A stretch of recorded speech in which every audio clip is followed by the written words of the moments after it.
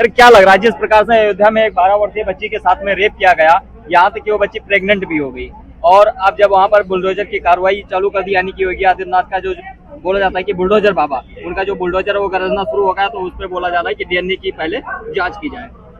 तो भैया ये वही लोग बोल रहे हैं जो कि जांच, डीएनए की जांच कराओ, ये कराओ, वो कराओ। ये वही लोग हैं जिन्होंने पहले यहाँ पूरे आतंकवाद फैलाया, जिनके सपोर्टर, जिनके सांसद एक आतंकवादी होते थे अतीक अहमद, जिनके सांसद दूसरे आतंकवादी होते थे मुख्तार अंसारी। तो ये वही लोग आज डीएनए की जांच करा रहे हैं। भैया डीएनए की जांच जब क्यों नहीं कराई? अपने बाप की भी करा लेता है। एक बार उसने राम भक्तों पे गोलियां चलवा दी, मुजफ्फरनगर दंगों में सैकड़ों से भी ज्यादा हिंदुओं को कत्ल करवा दिया।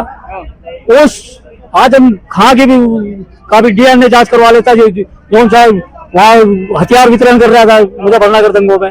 तो मेरा कहने का मतलब है ये वही लोग हैं, जब भी हिंदू के विरुद्ध में कोई चीजें आएगी तो ये अपनी उल्टी सीधी बकवासबाजी करेंगे और इस तरीके की बयानबाजी करके आएंगे। जब कोई हिंदू के हित में बात होगी तो इनको मिर्ची लग जाएगी। आज एक छोटी बच्ची जिसका धर्म हिंदू होता, ना मुस्लिम होता, सिख होता, ना ईसाई होता, उसका भविष्य खराब हो जाता है, उसका जीवन बर्बाद हो जाता है। तो ये लोग वहां से डीएनए की मांग करते हैं। अरे भैया डीएनए जांच करवाते थे, तो डिम्पल यादव का डीएनए जांच करा लो, जबकि वो अतीक अहमद के साथ अनेकों बार घूमती दिखाई थी। क्यों नहीं कराया भाई उसका डीएनए जांच? उसका तो जरूरी था, क्यों नहीं कराया भाई?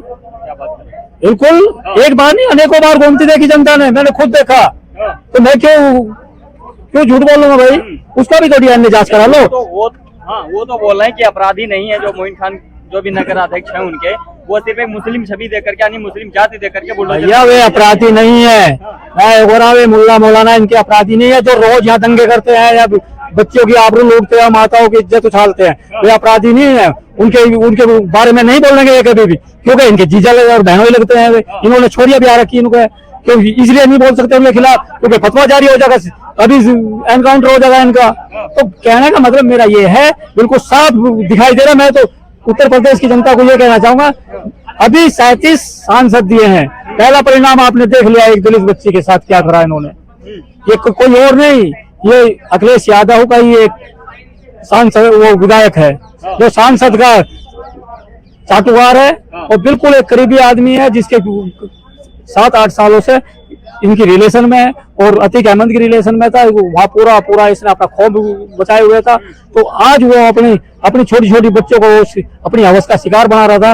ये एक बच्ची का केस खुल गया तो उसके बारे में पता चल गया।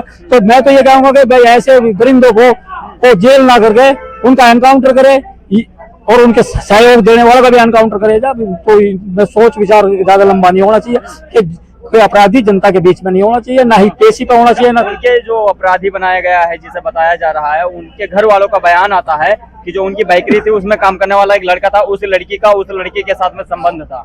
भैया वो लड़का लड़की का ये लपड़े कुछ नहीं, ये कटवे बहनचोद मादर चोद होते हैं ऐसे जाहिल। ये सुअर के पिल्ले आज नहीं बोलेंगे अखिलेश यादव, मैं ये तो सुअर का पिल्ला इसलिए कह रहा हूँ, ये सुअर का बच्चा है बहन।